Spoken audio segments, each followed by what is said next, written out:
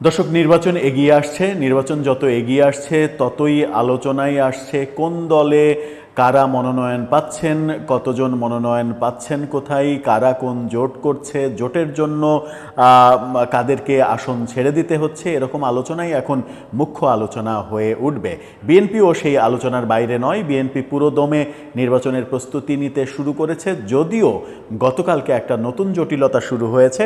সেই জটিলতা হচ্ছে ঐক্যমত্য কমিশন জুলাই সনদ বাস্তবায়নের যে সুপারিশ সরকারকে দিয়েছে, সেই সুপারিশে সংবিধানের বিরুদ্ধে নানা ধরনের কথাবার্তা এবং ঐক্যমত্য কমিশনে আলোচনা হয়নি এরকম বড় বড় ব্যাপারও এই সুপারিশে ইনক্লুড করা হয়েছে, যেটা নিয়ে বিএনপি বেজায় খেপেছে এবং বিএনপি শেষ বেলাতে এসে বোধহয় বুঝতে পারছে যে 1 বছরের ঐক্যমত্য প্রচেষ্টার নামে যা কিছু হলো সেটা মূলত এক ধরনের নাটক হলো। কারণ শেষ পর্যন্ত গণভোটের ব্যাপারে যেটা বলা হয়েছে সেটা হচ্ছে যে সরকারের প্রস্তাবকৃত 84টা যে বিষয়, সেই 84টা বিষয়ের ব্যাপারে জনগণ আপনি এটার পক্ষে আছেন নাকি বিপক্ষে আছেন এটা জানতে চাওয়া হবে।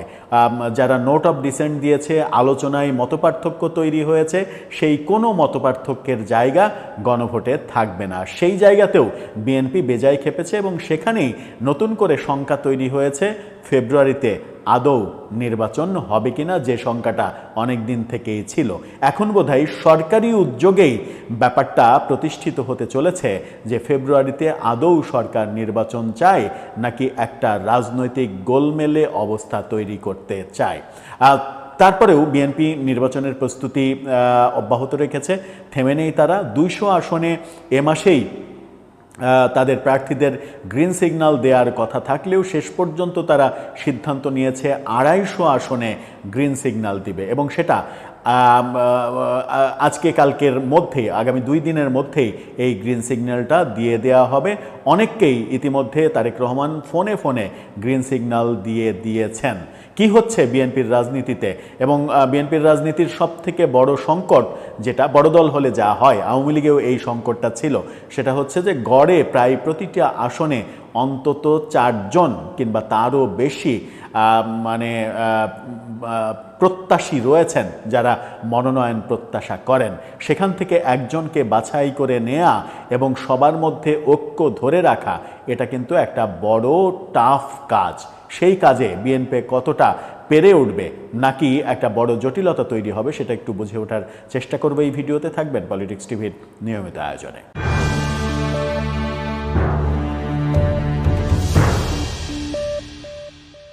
দর্শক, বলছিলাম নির্বাচনের সংকট, ঐক্যমত্য কমিশনের জুলাই সনদ বাস্তবায়নের সুপারিশ নিয়ে নতুন করে শুরু হয়েছে এবং এই সংকটটা ঘনীভূত হবে, এই সংকটটা মারাত্মক পর্যায়ে যাবে, এটা না বোঝার কোনো ব্যাপার নেই, এটা স্পষ্টই বোঝা যাচ্ছে। তবুও বিএনপি গতকালকেই ঘোষণা করেছে যে তারা 250 আসনে একক প্রার্থী হিসেবে গ্রিন সিগন্যাল দেবে। এর মাঝে তারেক রহমান অনেককে টেলিফোনে গ্রিন সিগন্যাল দিতে শুরু করেছেন, এই তথ্যও জানা যাচ্ছে। ইন্ডিপেন্ডেন্ট টেলিভিশন এই তথ্যটা 250 আসনে যে তারা দিচ্ছে গ্রিন সিগন্যাল, এই তথ্যটা ইন্ডিপেন্ডেন্ট টেলিভিশন নিশ্চিত করেছে। তাদের শিরোনামটা আপনারা দেখে নিতে পারেন। সেখানে বলা হচ্ছে 250 আসনে প্রার্থী চূড়ান্ত, তালিকার বিষয়ে যা বলছে বিএনপি। কি বলছে তারা? ত্রয়োদশ জাতীয় সংসদ নির্বাচনকে সামনে রেখে বিএনপি অন্তত 250 আসনে একক প্রার্থী চূড়ান্ত করেছে। নির্বাচন তফসিল ঘোষণার পর মনোনয়নের তালিকা আনুষ্ঠানিকভাবে প্রকাশ করবে, তবে তার আগে তারা গ্রিন সিগন্যাল দিয়ে দিবে। ত্রয়োদশ জাতীয় সংসদ নির্বাচনের সামনে রেখে অন্তত 70% আসনে একক প্রার্থী চূড়ান্ত করে ফেলেছে। এখানে আবার 70% বলা হচ্ছে, কিন্তু আবার বলা হচ্ছে 250 আসন। 250 আসন হলে তো 70%-এর বেশি হয়। যাই হোক, বেশ কিছু আসনে সম্ভাব্য প্রার্থীকে গণসংযোগ করতে বলেছেন দলের ভারপ্রাপ্ত চেয়ারম্যান তারেক রহমান। সারা দেশকে 10টি সাংগঠনিক বিভাগে ভাগ করে প্রার্থীদের সঙ্গে আলোচনার ভিত্তিতে তালিকা তৈরি করেছেন দলের জ্যেষ্ঠ নেতারা। নির্বাচনের তফসিল ঘোষণার পর দলীয় মনোনীত প্রার্থীদের নাম ঘোষণা করবে বিএনপি। সেই ক্ষেত্রে আনুষ্ঠানিক নাম ঘোষণা করতে যদি এত দেরি করে, তাহলে তারা জামাতের সঙ্গে নির্বাচনী যে লড়াই, সেই লড়াইয়ে একটু পিছিয়ে পড়বে কিনা। কারণ তাদের দলে একটা সমস্যা রয়েছে, কারণ অনেক প্রার্থী অনেকেই প্রত্যাশা করে জামাতে কিন্তু ওই মতবিরোধটা নেই। জামাত কিন্তু ইতিমধ্যেই 300 আসনে তাদের প্রার্থী সিলেক্ট করে ফেলেছে এবং তাদের মধ্যে এমন ব্যাপার নেই যে ওই প্রার্থীকে জামাতের অন্য নেতারা মানছে না, এই ব্যাপারটা কিন্তু জামাতে নেই, যেটা বিএনপিতে আছে, আওয়ামী লীগেও ছিল প্রচণ্ড আকারে।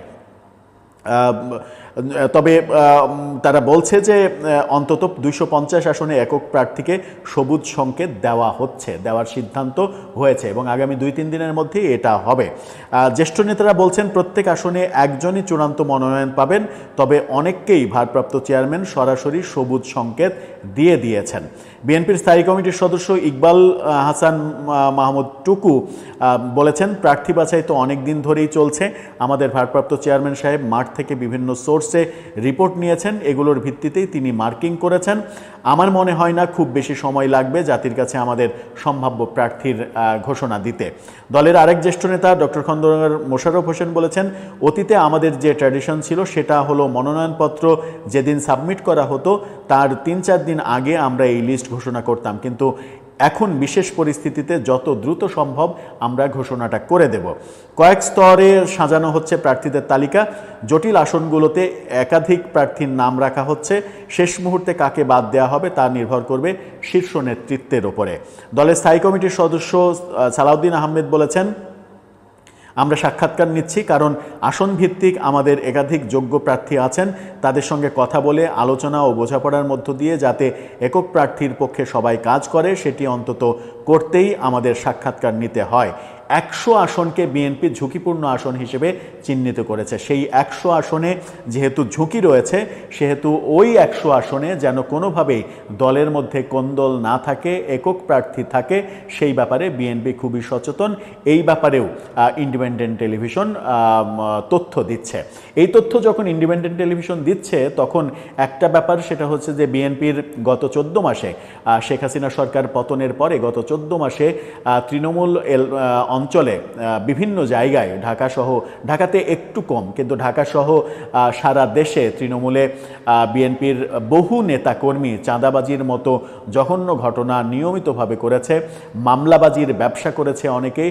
এই অভিযোগগুলো যাদের বিরুদ্ধে রয়েছে, বিএনপি যদি তাদেরকে মনোনয়ন দেয় তাহলে ভোটের রেজাল্ট ডাকসু জাকসু রাকসু চাকসুর মতো হয়ে যেতে পারে, এমন আশঙ্কা বিশ্লেষকদের কিন্তু রয়েছে। সুতরাং বিএনপি যদি প্রার্থী বাছাইয়ে ভুল করে, বিএনপি যদি গত 14 মাসে দলকে ডুবানোর মতো রাজনীতি যারা করেছে, 17 বছর খেতে পায়নি, এই কারণে এই 14 মাসে যা পারি আখের গুছিয়ে নিই, এই করে যারা চাঁদাবাজি করেছে, যারা মামলা বাণিজ্য করেছে, মিথ্যা মামলা দিয়ে বিভিন্ন জনের কাছ থেকে টাকা নিয়েছে, এই কাজগুলো যারা প্রকাশ্যে করেছে, যারা সালিশ বৈঠকের নামে চাঁদাবাজি করেছে, এই কাজগুলো যারা করেছে তাদের নির্বাচনের প্রার্থী হওয়া থেকে অন্তত যদি দূরে রাখতে বিএনপি না পারে, তাহলে ওই নির্দিষ্ট এলাকাগুলোতে বিএনপি কিন্তু ভোট সংকটে পড়তে পারে। কারণ এবার জনগণ অনেক দিন পরে একটা ভালো ভোট আশা করছে, ফ্রিলি ভোট দেওয়ার কথা চিন্তা করছে। আর ফ্রিলি বিএনপির লোকজনও তো গত অন্তত 10 বছর দুইটা 14 এবং 24, 18 সালে তারা ভোট দিয়েছে কিন্তু খুব একটা কাজে দেয়নি। বলা যায় যে 10-12 বছর ধরে তারা ভোট দিতে পারেনি। এই যে ভোট দিতে না পারা, এই ভোট দিতে না পারার জন্য তারা কিন্তু সবাই মুখিয়ে আছে যে ভোট দিবে, এবং অনেক নিরপেক্ষ মানুষও তাদের ভোট দেওয়ার প্রয়োজন হয়নি। সেই প্রয়োজন না হওয়ার কারণে, যেমন 14, 18, 24 যে একপাক্ষিক নির্বাচন হয়েছে, অনেক মানুষ যারা মনে করেছে যে আমি ভোট কেন্দ্রে গেলেও যে রেজাল্ট হবে, আমি না গেলেও সেই রেজাল্ট হবে, কি দরকার আমার ভোট কেন্দ্রে যে অযথা ঝামেলার মধ্যে পড়ার, কিংবা যারা এলাকায় থাকে না, দূরে থাকে, তারা ভোটের সময় উৎসব মুখর পরিবেশে বাড়িতে ফিরে যায়, সেই ব্যাপারটাও বিগত সময়ে ছিল না। এবার যেহেতু ওই ব্যাপারটা হবে, স্বতঃস্ফূর্তভাবে সবাই ভোট দেওয়ার চেষ্টা করবে, সেই ক্ষেত্রে কিন্তু মানুষের মন জয় করা অনেক বড় একটা ব্যাপার হবে।